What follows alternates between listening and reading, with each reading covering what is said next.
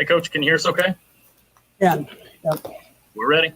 Okay. So listen, as far as the injuries go, it's kind of the same guys I mentioned to you the other day. Tyreek did get some work today, so he's headed in the right direction as he did the other day.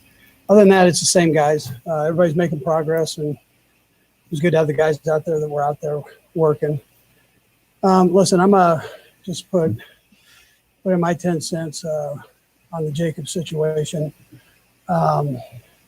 Listen, I think you guys know I'm into team. I'm into peace and people getting along. And so, right or wrong, we all need to join hands, man, here and make this world a place where we can go into each other's neighborhoods and be comfortable, and that we appreciate life and how important it is, how hard it is to create life, something that really none of us are capable of doing in a test tube. So it's a precious thing, man. It's complicated and it's precious. And, we need to, at this time, everybody needs to come together and join hands, like I said, and love each other for what we are and the privilege that we have in this short period of time that we're on Earth, as opposed to walking in fear, to walk with strength and pride and make this country the greatest place ever, along with the world. We do that, and we'll be a great example to the world. So,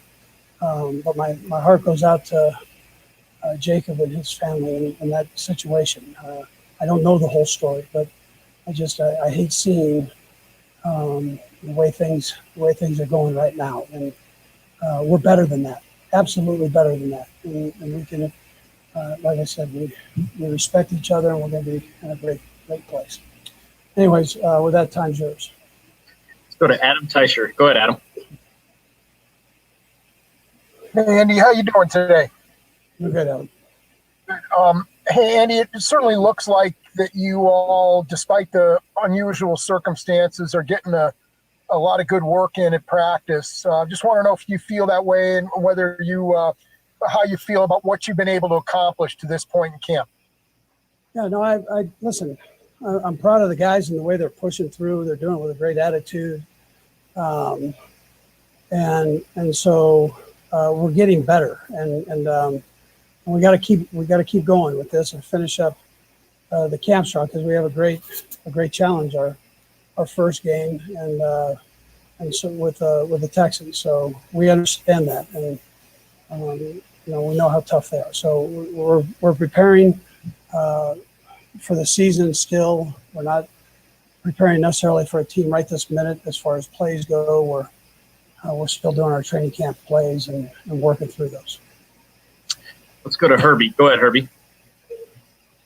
Hey, Coach, in light of what you just mentioned there about the Jacob Blake situation, the Lions yesterday canceled practice and they held team meetings about it. I'm curious, how much thought went into doing that on your end? And then did you have a team meeting with the players to discuss their feelings on that situation? Yeah, so Herbie, one of the great advantages I've got here is I have a great locker room that communicates. And so I'm able to talk to the guys and get a feel with the guys. There's obviously concern, and but not to where we felt like we needed to do that. We were able to go forward, but on this. But we also understand where things need to go, and where we all need to work. We all need to work forward on this. And again, I think with that, we've got great people in this country, and we need to bring that part out in us as opposed to the negative, and get ourselves right. Go to Nate Taylor. Go ahead, Nate. Hey, Andy, thanks for doing this. Yeah. To follow on Herbie's question, when the guys come to you about a certain situation that has occurred this summer, whether it's with Jacob or previously, just how does those conversations go with those players, and just how valuable is it from your perspective to hear what players say they feel when a certain incident occurs in our country? Yeah, I listen. I mean, that's what I do. I try to do the same thing with my kids and people that I come in contact with. I mean, it's no different. I mean, you can learn from everybody, and so and then there's concerns right now, and so they're being addressed. and things that, change is always a little uncomfortable for people. In our business, we have a lot of change, and it's constantly happening. And so, but you gotta listen. You gotta sit and make sure that you keep open communication with it. So, and I'm lucky. Like I said, I'm lucky to have a locker room that does that, and players that talk about it, and guys that listen to each other. And so, and if we can just put color aside and enjoy each other's culture, man. We all come from different places. We're all wired a little different. And we can just bring it together, man, and enjoy each other's, what we're all about, as opposed to taking the negative. And let's throw that out the window and get this thing right. Go to Sam Mellinger. Go ahead, Sam. Hey, Andy. That's all really well said. I've got, I guess, kind of an off-the-wall football question for you, though. You've talked a lot. We've asked you a lot about, sort of Patrick's experimentation on the field, see what he can get away with and what he can't. I don't know that I've ever heard you talk about the genesis of that. Like, I don't remember you saying that with Alex, for instance. I'm just wondering if that part of how you direct Patrick in practice to sort of let it fly, let's see what you can do, is different than quarterbacks you've had in the past. No, listen, I did the same thing with Alex. I just said, hey, try it now. I mean, we're going to ask a few different things of you. There are some things that, even in Alex's long career that he had before he got here, there might be some things that you haven't tried before. And so let's see what you can get away with. And Alex was great with it.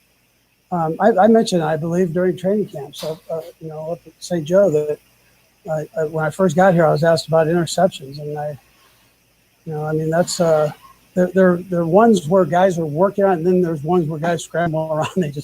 They throw it up, a sloppy interception. So the other ones, you can judge and see that they're trying to work or see what they can get away with the play. I think that's so important. And Mike Holmgren, if I got it from somebody, that's where I got it from. So. We've got 3 more hands up. Let's go right down the line. We'll go with Darren first. Go ahead, Darren. Thank you very much, Coach. My question, because I don't know if you specifically answered it, but with the Detroit Lions canceling their practice, what was, if there were any conversations with you all as the defending Super Bowl champion, canceling in regards to protesting, because I think that carries a lot more weight than the Detroit Lions doing it.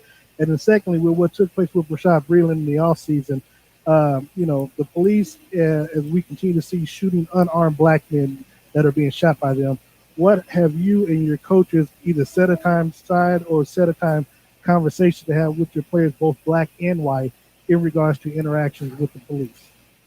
So Derek, we actually, you asked it at a time when we've been having meetings throughout training camp on it, and the league and the union have done a nice job collectively of bringing this issue and issues together. I think they've done a great job of teaching, and so that's where we're at right now. It's a matter of doing and getting this done, and where people really respect each other. And I see it every day. I wish everybody could see this. I see it every day of guys coming in, and they respect each other. They respect each other's background. They're willing to listen.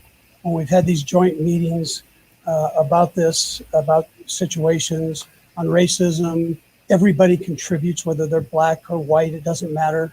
There's nothing holding back the communication.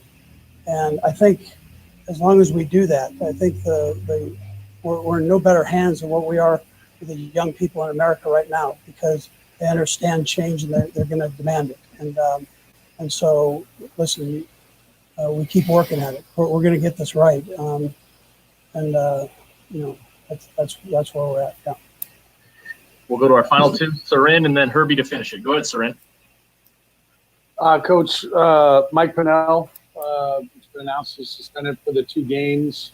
First of all, can you tell us how that process worked for you? Like, when do you become aware of that and start your planning? Like, I assume you knew far before we did, right? And so how long do you have to be working that in your mind? And then it's going to be 2 games, the first 2 games, without 2 pretty important pieces to that defense that came together in the second half. How much does this set you guys back being without Breeland and Pennell in those first 2 games? So listen, they're good football players. So, but you know how we operate. So everybody has a chance to get in and compete. And we expect backups, not to be able to step in and play. And one thing Brett's done is he's brought all this competition here to for that reason. So if something goes wrong, then you can fill it in and with a good football player. So that's where we're at. And we'll keep working on it. As far as the suspensions go, when they let us know, I listen, and then it's not as easy a process. They might let you know that something is going to potentially happen, and then they let us know when it does happen. So. Go to Herbie to close it out. Go ahead, Herbie. Hey, Coach, I want to draw on your experience from coaching so many mega superstars over your career, from Brett Favre to T.O., Brian Dawkins.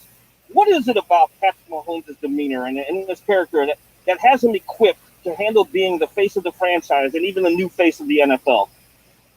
Yeah, so I'll go back to Reggie White, who was a phenomenal Hall of Fame, right? So, and really Brett Favre. These guys, when I was young in the league, I just noticed that the great ones want you to give them one more thing to even be greater than they already are, and they're very humble that way, and they always continue to learn, and that's the process in which Pat goes, and he wants you to coach him. I guess is maybe the best thing, Herbie, that I could say. And any little thing that you can give him where his game can be better, he's willing to listen. And then on top of that, like I mentioned the other day, for the young guys, the young kids out there that are coming up as quarterbacks, you look at him and you go, oh, he's natural. Well, no, he does have some natural ability, yes, but he works at it. He's not just complacent with where he's at. He's always working on his game. I mean, the hours that he spends going over the plays when he's away from the building it's a tribute to the kid. He's completely dedicated to it. And I just think for young kids that are coming up, college kids, high school, the youth leagues, that this guy goes about it the right way. And it's fun to watch. Coach, we appreciate your time. Thank you. Okay, thank you guys. Yep. All right, guys. Thanks. We've got Eric Fisher coming up next.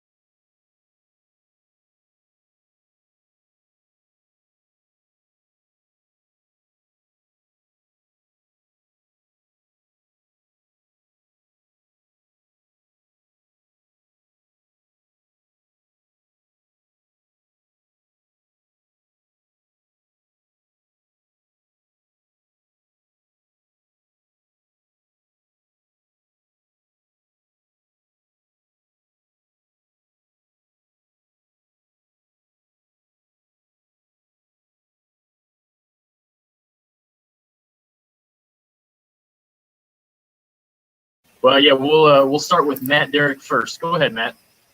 Hey, Fish, good to see you, man. I'm curious. I have two questions for you. First is just, how did you spend your off season after getting a chance to celebrate the Super Bowl and going into the virtual program? How did you kind of stay in shape and get ready for the season? And then secondly, I know you got some time to go hunting and fishing during the off season. How important is that to you, especially at a time like this, to be able to kind of get away and enjoy some time like that? Yeah. So win the Super Bowl and celebrate that, and then I'm from Michigan, so I go back up to Michigan to where I live, and it's kind of in the middle of the woods, secluded, and I just spent my time up there. And then I have a full gym in my garage, and so when the whole COVID thing happened, just spent a lot of time up there and working out and staying in shape and doing my best to just process everything and be responsible and take my part in society of everything that was going on and protect my family at the same time. And then doing some hunting and fishing. I was on the lake a bunch fishing and just spending time kind of to myself and with my family and enjoying what society was presented. Let's go to Nate Taylor. Go ahead, Nate. Hey, Eric. I'm sure you watched these guys on film before, but what's it like having Mike Rimmers with you along with Kelechi Osemele? What have you learned about those two guys, and how are you trying to help them get prepared for this season to play alongside you? Yeah, it's cool. This is the first time since I've been here that we've had like a super veteran line. To have a bunch of 8, 9, 10-year guys, it's kind of awesome to just see the knowledge that they've gained from other places. And Coach Heck does a great job of getting us all on the same page. And obviously Brett Veach is doing a great job bringing guys in here, to get the job done. And so getting to know these guys, it's been a fun process. Obviously different scenarios this year with just everything going on, adjusting to camp life. For me, for 7 years, camp was the same exact thing. And so I thought I think we've been doing a great job with the time allotted, getting the work in and getting prepared for week 1. Let's go to Mick Schaefer. Go ahead, Mick. Hey, Eric, just wondering how you're feeling and how the concussion happened and if you had any concussion issues in the past. No, over the years, I've been playing football a while now and probably had a couple in the past, but, it's not like a normal thing for me. Just routine rep, and sometimes you just get hit in the right spot at the right time, and, it happens. But you go through the protocol, do what you're told, and, make sure you're honest with your symptoms. And, I did that and was able to get eased back into it for a few days and back swinging now. Let's go to Herbie. Go ahead, Herbie. Hey, Eric, good to see you as always. You mentioned having the veterans that Brett Veach brought in, and I'm curious because you didn't have the offseason to gel, but with so much with such a small window now before the start of the regular season, how advantageous is it to have those veterans come in and kind of like be a plug-and-play type option? Yeah, I think the coolest thing is, we got most of our guys back, and I think that gives us, a step up on everybody. We win the Super Bowl, and then we kind of jump right back into it, fill a few spots, and the majority of this team has been in this offense for quite a few years. So I'm pretty excited about that. But yeah, these guys coming in, they're catching on. The veteran guys, they've been in multiple systems, and like I said, Coach Heck's doing a great job just getting them up to speed. And the guys they're bringing in, though, that they have natural chemistry. It's just there's either chemistry or there's not chemistry. And that's one of the nice things with Mike and Kelechi is it's just veteran guys who know how to do it. They're pros, and and we're just rolling out there. So it's good stuff. All right, guys, we've got time for a couple more. We're going to go from the top. Surin and then Pete. Go ahead, Surin. Eric, I know you've been fortunate enough to have the continuity of the same coach, right? The same O-line coach and everything.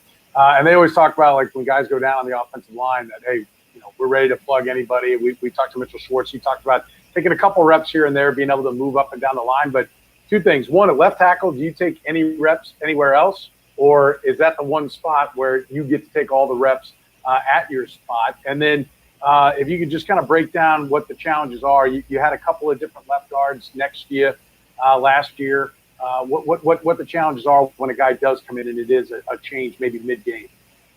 Yeah, I guess to your first question, I haven't taken a rep anywhere but left tackle for 6 years. So, getting that down pretty pat. And then what was the other questions? Yeah, when you look at my situation last year, midweek injury that needs surgery, I go down for 8 games. Plug Cam in there. That's just life on the offensive line. It's we don't want it to happen, but it's definitely a possibility. And I mean, what we do in the trenches isn't easy. Isn't easy on the body. And sometimes stuff happens, and got to keep moving forward. I mean, that's just kind of the way of life. You can't dwell on things. You got to figure out the situation, make the best of the situation, and keep on moving forward. Let's go to Pete Sweeney to close it out. Go ahead, Pete. Eric, I understand this is a general question, but when you're going into year 8, what goals can you set for yourself to make sure you're continuing to challenge yourself?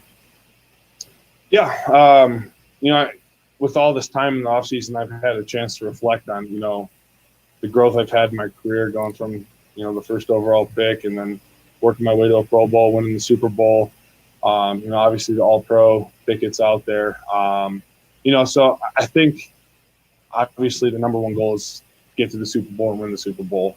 But for as an individual, if I could, find a way into another Pro Bowl, or to have my first All-Pro year, that'd be something special. It's something I'm working for. And then just to keep building and being consistent, staying on top of my stuff and not getting complacent, not saying, okay, I've reached my potential. Just keep building on what I've been building on for 8 years. Fish, we appreciate the time today. Thank you. Yeah, thanks, Brad.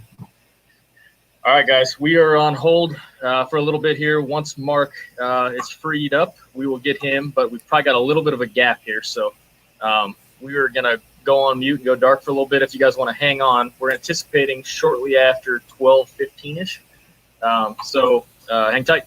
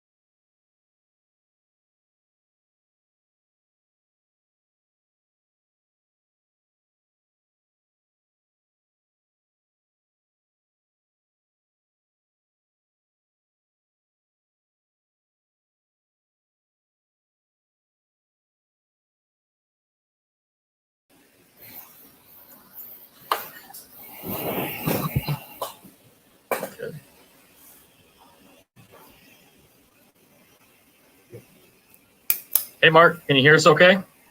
I can, yeah, thank you. All right. Well, if you are ready to get started, we can just start with questions, and we can start with Adam Teicher. Go ahead, Adam.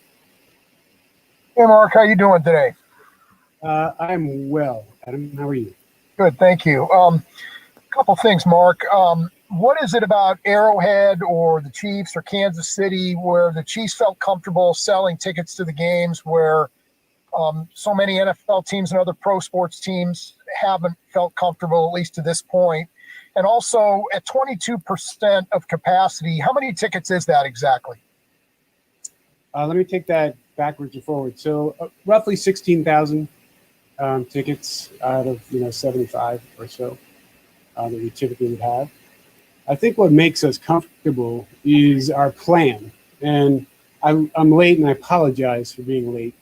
I was on a league call, and we were talking about that, and I was asked to present to the league on our plan and our success this past Saturday, and our plan for Saturday and our plan for Thursday for opening kickoff. And, we are very confident in our plan.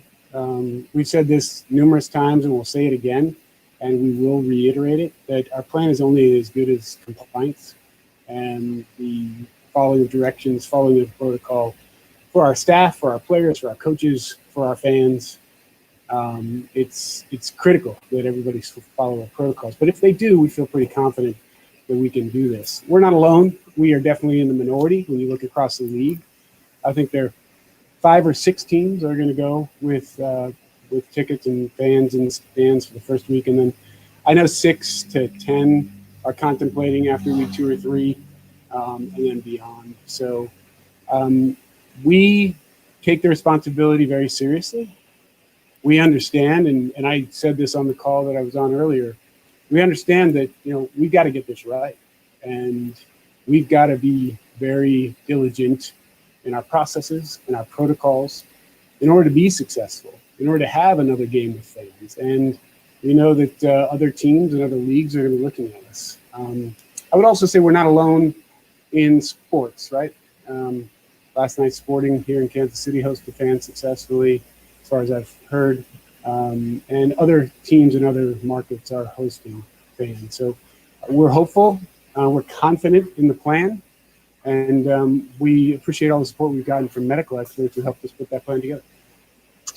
Let's go to Herbie Tiopi. Go ahead, Herbie. Hey, Mark, thank you so much for taking a moment to chat with us. You mentioned discipline for folks, but there's also that human element that you always have to concern yourself with.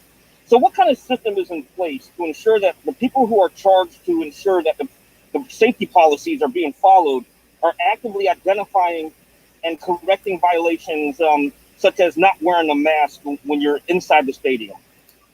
Yeah, for those of you who are at the stadium, I hope you'll agree with this statement. Talking with Dr. Archer about what he has heard about our event last Saturday, protocols were followed. I was very impressed with our fans and their ability and their compliance with putting on their mask as soon as they are approaching someone. I was very impressed that parking in the tailgate area, they were wearing masks for the most part. And this is not an excuse, and I want to be crystal clear on this. We have to do a lot more, to your question, to continue to communicate, to make people aware that it's really important, even in your seats, to wear your mask. But for all of us in Kansas City, I used this example with Dr. Sills from the NFL the other day, and he actually fed it back to me. It's the exact same situation in Nashville. If you think about our experience over the last few months, where we're going out to restaurants and we're actually interacting in public, we're going to schools. My experience this past weekend in the plaza going to a restaurant with my wife is very consistent with our experience across any sort of public interaction. As soon as we get out of the car, we put our mask on. And when we're traversing to the restaurant, we put our mask on. We see the hostess to get our seat, we have our mask on. We walk to our table, we have our mask on. We sit down at a table, we take our mask off. And we don't put it back on in between eating and drinking, right? So our normal process is that. And I think that's one of the things that came across on Saturday was, I talked to a few of our season ticket members, and I said, I need to enforce this. I need to reinforce the importance of wearing the mask in the stands. And the dad looked at me and said, Mark, I wore the mask everywhere you told me to. I'm sitting in a seat, there's no one within 10 feet of me, and I'm with my family who I sleep with and eat with and spend all my time with without a mask on. I appreciate it, but it's 95 degrees and hot. I took my mask off for a minute. And I said, look, I hear you. I hear you loud and clear. But as we get more people in, as we're closer together, we have more interactions, more cross traffic. We all have to be disciplined. And that's really where we are. So to your question on enforcement, we'll have more people, we'll have more staff, we'll have more messaging. You'll see some stuff this Saturday with some very in-your-face signage. You know, we're going to walk up and down aisles with a little sign that says, hey, wear your mask, even if you're sitting. So we got a lot to learn. We got a lot to work through. And we need a lot of cooperation from our fans to make this successful. Let's go to Nate Taylor. Go ahead, Nate. Hello, Mark. Thanks for doing this again. I have two questions as well. For Dallas FC's first game, the team made a decision to make a gesture during the national anthem. They received booing from fans. I'm just wondering how that sort of situation has an impact on the Chiefs if players want to make a similar gesture before, during, or after the national anthem. And then secondly, to go to what you guys have done with indigenous people and trying to understand how to better position the organization in a correct manner. I think you mentioned earlier how a Purple Heart was sort of a denomination in terms of understanding the situation. Just what did you learn yourself from those communications? And then what would you try to express to fans who may also not follow that rule if they come to the games this season? Okay, two very different angle of the question. So the first one, I would say we learned a lot from the FC Dallas situation. I think everyone across sports learned a lot from that situation. And we take all that learning into what we're talking about here. I think to your second question about the American Indian and what I've learned, I'd say I've been a bit redundant on this, so I apologize. But we've been doing this for 6.5 years. This isn't a new issue for us. And I shared some personal stories of, the first few meetings, Johnny Leonard reached out to me and said, can we have coffee? And he explained sort of, here's how this is viewed and here are some of the issues that we should be discussing. We set up a larger meeting with people and got into the depth of that. And I walked away from that first meeting, a little bit embarrassed about my lack of knowledge and a little bit inspired about if you have the knowledge, it becomes pretty clear. Now, everybody's going to have opinions on all these issues, and I respect that. But for me personally, I didn't understand what a headdress or a war bonnet was. I didn't understand what it represented. And to have an American Indian explain the sacredness of that and how every single feather is earned and what it means in their community, it's a pretty easy answer. Let's educate people. Let's share that story. Let's create awareness around that. And the great thing about our working group is that there's good discussion about, well, how do we do that? And then how do we have set a realistic goal? And the realistic goal we had was, if we can just explain this to a fan we see in the parking lot who's wearing a headdress, we feel confident we can convert them into, you can paint your face, you can wear a crazy hat, you can wear a wig, you can wear a headband, you can wear jewelry, you can create your own character, do all that, be a fan. But understand, just throwing the headdress on because you bought it at a five and dime store and think it's cool, it's not. Let's go to Blair Kirchhoff. Go ahead, Blair. Hi, Mark. And just following up on that, you all, I guess last week when you announced the headdress and the face painting, you also said that you were looking at the Arrowhead chop as well. And I'm just wondering what goes into those discussions. Yeah, along the same lines of the discussion we had around headdress and the war bonnet and face paint. Just education. Again, redundant on the story, but the drum came back to Arrowhead as part of trying to bring the traditions and honoring the traditions that were started in municipal.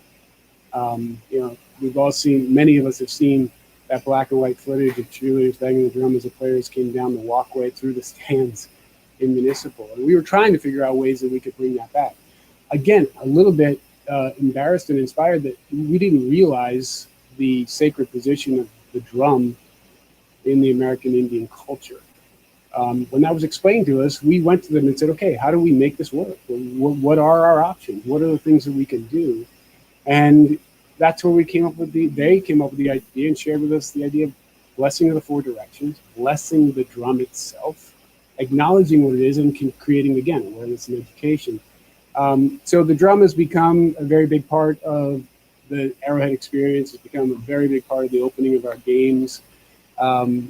We started to work and started some discussions about trying again to educate and make people aware of the sacred position of the drum in the American Indian culture, but also so that it's seen as sort of the heartbeat of that culture. And when you hear things like that, it's easy to latch onto that and say, okay, it's kind of the heartbeat of the stadium too. And we can debate that, right? People can argue otherwise, but it is a way to unify our fans. It is a way to bring people together at that moment and other moments throughout the game. So how do we do that? And how do we do it in a respectful way? And that's what we're working on right now. I think one of the best things that has come out of this for us as an organization and the groups that we are working with is an understanding that it's going to take some time. This isn't overnight. These aren't things that we're going to be able to successfully change one way or the other overnight. And we're going to continue to work on that. And that's the communication we had around the drum. Go to Darren Smith. Go ahead, Darren. First of all, Mark, thank you so very much, and glad for this opportunity. I kind of got three questions I'm asking quickly, but the organization, what is the justification during these pandemic times to quote unquote price gouge 450% on the ticket prices? For example, there's a season ticket member who complained about their ticket going from $48 to $60. Now it's $260 for that same exact seat. Second, I know you all partner with Hy-Vee. Has there been any discussion with them about why they don't have stores in the 3rd and 5th district? And since you all reside in the 5th district, I know both Patrick and Tyron have credited you with spearheading this voter registration drive. I'm more interested in specifics, not in generalities on this, but again, you all reside in the 3rd district. I appreciate everything that you all are doing nationwide. However, as a voter, as a resident, as a former committee man, someone who's ran local and national campaigns, what have you all done specifically to this point, and who are some of the power brokers within the 3rd and 5th district that you've met with regarding registered voters? Because I haven't seen anything personally. I've offered my services to help registered voters because I've done that before. And then finally, within that, we have 70 days until Election Day. What can we expect from the organization and the team on Election Day that will help African-American voters in Kansas City in the 3rd and 5th district get out to the polls? Because it's not necessary in Overland Park or Lathrop, Blue Springs, North Kansas City. So I'd like some specifics if you're able to give that. Okay. I might ask you to remind me of one of those questions in there. So, That's fine. Let me start with voter registration. And I probably disagree with you that it's not necessary in other communities, because voter registration, say by that just suppression more or less. Voter registration and voter engagement, I personally believe is very important. And people exercising the right to vote, I personally think is very important. To your question of what we're doing and how we're doing it, so I think Patrick, Tyron, others, really proud. I personally, and I know as an organization, we're really proud to be associated with those guys in their efforts. I appreciate that they've mentioned that we've had those discussions, and I've been in those discussions. We have some plans to do things in and around this election that are going to be focused on, number one, awareness of the importance of voting. Number two, creating awareness of the ways people can register to vote, the ways people can engage, and doing that through the experts in that space. Rise to Vote, somebody the league is working with, somebody we are actively working with today. They've met with us as an organization. They've met with our players. They're going to meet with our staff as well as our stadium staff to make sure that everybody's aware of the opportunities they have to register to vote and to vote. To your question on 3rd and 5th district, I think one of the most compelling things that we can do to address that directly is we've got a plan right now, which is not final, and I'll share with you all that we're committed to doing it, but it has some challenges. We want to make Arrowhead a polling location. We want to create an opportunity for people to come to Arrowhead and vote. And in addition to that, with the awareness, you're going to see a lot of things around the highest points of awareness for us as an organization that are going to be focused on voting. and the awareness of voting and ways to vote. One of the reasons that I personally, and I think this organization believes that that's a platform that we need to get behind, is the beauty of the vote. You can have different opinions. You can vote for different people, but vote. And that's really what we're trying to engage in. To your question on Hy-Vee, we've had a lot of discussions about Hy-Vee and their expansion plans. I honestly don't have a specific answer for you on whether they've looked at those districts. We've been working for many years since I've gotten here with leaders in the city on the food desert issue and how do we create more opportunities to create healthy options within those communities. And your first question was about, as you put it, price gouging. So let me just say this on that issue, because I've seen some reports on it. What we did in putting together our plan for how do we take a stadium from 76,000 seats down to 16,000 seats and equally and fairly distribute those tickets to our season ticket members. As you can imagine, when you do the math, it's pretty quickly you can't. So what we did was we said all season ticket members will have the opportunity to move their tickets to 21. There'll be benefits and incentives to do that. We've locked in their pricing, flat pricing for next year. They have the opportunity to win free tickets to games. There are a lot of different benefits that are in there. Our season ticket sales staff has done a great job on it. And then we sat down and said, how do we make this fair and equitable in terms of the tickets we do have?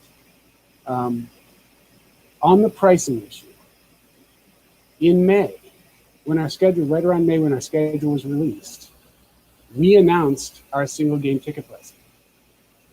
In May, when we announced those prices, we were assuming we were going to have 76,000 people in the stadium. And those prices were based on a lot of very complicated algorithms and data that we use to understand the market and understand what the value of those tickets are in this market. Before we reduced to 16,000 seats, before we went through any of these changes, we set those prices. We haven't changed those prices. They're exactly what they were. Those are single game prices, and they're based on the value of those tickets in the marketplace. I know there's been a lot, and we completely understand and expected the response because it is a significant jump. Number one, that's the value of having a season ticket plan. You have the benefit of those prices, those ticket prices being much below market value, but you're committed to the full season. The single game option gives you the option to pay a little more, in some cases a lot more, because you're buying one game. So you're not obligated to buy the full season. You're buying one game and you're paying what the market rate is. Now, I defend the market rate, and I think most of you who are in this, who are interested in this issue, probably have already done the research. We're pretty good from a data standpoint, an algorithm standpoint, in our team of understanding what the ticket's really worth and being below that number. So even though, again, acknowledging that there are significant jumps, the person who buys a ticket to our Houston Texans game today at the price that we were selling at can put that in the secondary market that minute and make more money, hundreds of dollars more based on the location. In some cases, a $400 ticket is going for $1,000 in the secondary marketplace. So what we're trying to do is be fair, but represent the market. Let's go to Therese Taylor. Go ahead, Therese. Hey, Mark, how you doing? Thank you for doing this. Sure. Just kind of following up on the pricing model. How have sales been going for you guys? I feel like I ask you that every year, but with these prices being above the norm, like how have sales been going? And one more thing, the passion of your fans, does it kind of, wherever it's at, does that kind of speak to that as well, the passion of your fans? Well, to answer your first part of the question of how sales have gone exactly as we expected, I get the opportunity to sit up here and say things like that, but it's really our sales team. Tyler Kirby, Tyler F., the people who are in that department for us, they really know their business.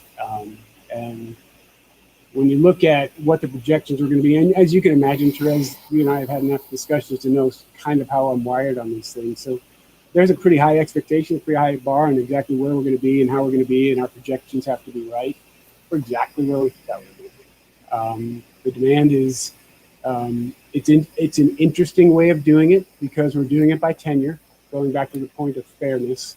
We had to figure out a way to give every single one of our season ticket members an opportunity, but we've had longer tenured and shorter tenured season ticket members. So we've gone in waves and allowed the longest tenured season ticket members the opportunity to buy first, then the next, and we're probably, I won't have the exact, but we're probably only 30% through our season ticket members. And the interesting part for me, at least, in looking at the data, is you've got a lot of people, longer tenured season ticket members. Again, it's a mix, but if you look at demographically, you could have some people who may be medically challenged, may have conditions, may be in our older demographic, and may be less likely to want to come to a game where they've got to go through all these protocols and do all these things. We believe that as we get, our projections show that as we get closer and to the newer tenured season ticket members, the percentage of people who buy within those pods are going to be much higher.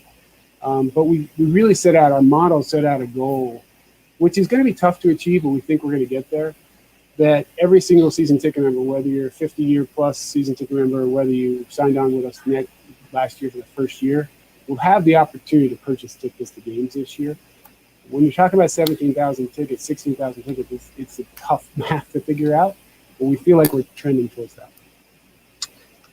All right, guys, we've got time for a few more questions. Let's go with Sam Mellinger next. Go ahead, Sam. Hey, Mark, thanks for doing this. With the pricing, I just want to follow up on something. I know your focus is the health part of it, right?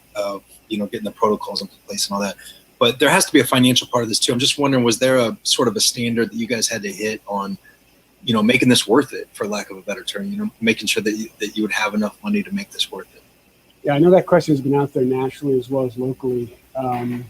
The numbers don't pencil out.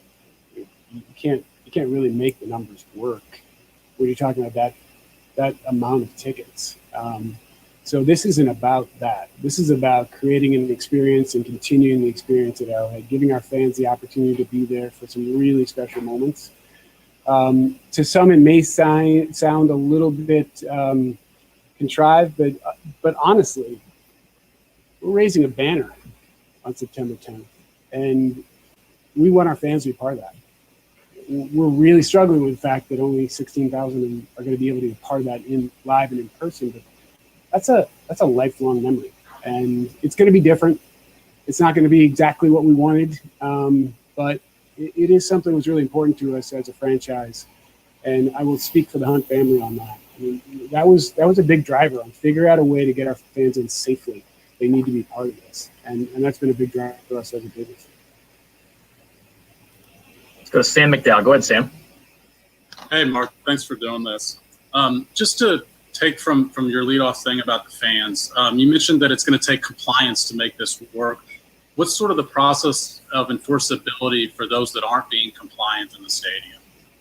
Yeah, so we're going to continue to learn and continue to try to understand how we can better enforce that. Again, I'll cite that you'll see some new things this weekend with signage and with more staffing focused on that issue, specifically walking up and down the aisles, making sure they're just reminding people to put their masks on. We don't want to be in a situation where we're evicting someone or arresting someone or anything like that. But we think that we have enough systems, enough communication in place where we can enforce that. It's to protect all of us. And we can get into some science conversations about distance and volume, and one of the biggest things we have to our advantage is we're an outdoor stadium. But we also have to listen to the experts, and the experts are telling us that you're an outdoor stadium, but you're not just sitting and eating dinner. You're standing and cheering and yelling and screaming, and those are all things that factor into the risks associated, and those risks are significantly decreased if you wear a mask. So those are the kind of things we're going to focus on. Close it out with Surin Petro. Go ahead, Surin. Mark, thank you for the time. Like everyone said, we do appreciate you taking the time out today. I'm curious, just specifically, you touched a little bit on the subject of, when the question was asked about the Dallas soccer team and kind of the reaction. I spoke with one reporter the other day who said that he has spoken with the Players Association and that they are definitely planning demonstrations, that they are coming. Assuming that's the case, are you going to be working with them to be a part of that demonstration? We had Bill O'Brien in Houston say he will be kneeling with his players. Are the Chiefs, coaching staff, the organization, Clark Hunt, working actively to be a part of the demonstration, or is it simply going to be a case where you stand back and say, okay, whatever you guys want to do it? Yeah, I'd go back to some of the things we said when all of this started to become as big an issue as it's become. And it's definitely something that needs to be addressed. It's definitely something that needs our attention. If you go back to end of May, beginning of June, we as an organization, we sat and talked about this as an organization, players, coaches, football operations staff, our own executive staff. And we made a decision to shut our website down and just say right now, the important thing is to really, one of our principles, unite our community. Unity is more important now than ever, and we need to continue to do that. And that's been our theme. And when the players video came out early on in this process, I was really proud to be part of the team that said we got to support this. We got to go out with a statement. We were the first statement. I believe we were the first team in the National Football League to respond to that video. And I'm most proud of the message we sent that night. And it was late at night, and it was Clark, myself, and a few others on a phone call just saying the message we want people to hear and the message we want our players to hear is that we love and support them. And we're part of a family. Just like any family, there are passions on all sides. And what we've said is, in discussions that I've been in with our players, with Clark and with Coach and with Brett and with others, let's love each other, let's support each other, and let's respect each other. And that's really what we're going to continue to do. We're going to meet and have more discussions about this, and you'll be hearing more from us as we go. But that's really the approach that we take to issues like this. Mark, we appreciate your time today. Thank you. Thanks, guys. Appreciate it. Hope to see you guys soon. All right, guys.